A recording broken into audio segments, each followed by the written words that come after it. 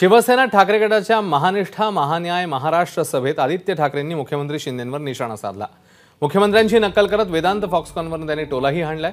तर राहुल गांधींनी आता भाजपमध्ये जावं म्हणजे ते पंतप्रधान होतील, आता तिकडे सगळे काँग्रेसचेच नेते आहेत असा टोला आदित्य ठाकरेंनी भाजपला हाणलाय। जो काही खर्च होतोय तो 25 फुटाच्या 100 फुटाच्या होर्डिंग होतोय, बॅनर होतोय की आता कर्जमुक्ती, आता अमुक हे तमुक हे, हा उद्योग आला, पण एक सुद्धा उद्योग नवा महाराष्ट्रात आलेला नाहीये।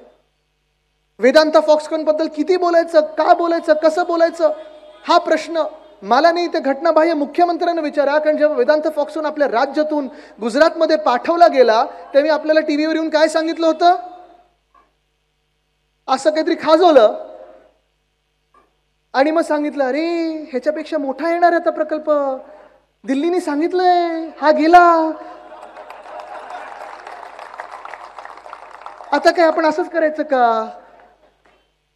वाटतं काल परवाकडे रडारड केली त्यांनी। आता मी तर राहुल गांधींना हाच सल्ला देणार आहे, जर तुम्हाला कधी प्रधानमंत्री बनायचं असेल भाजपात जा, सगळे काँग्रेसचेच बसलेत आता तिथे आमदार खासदार।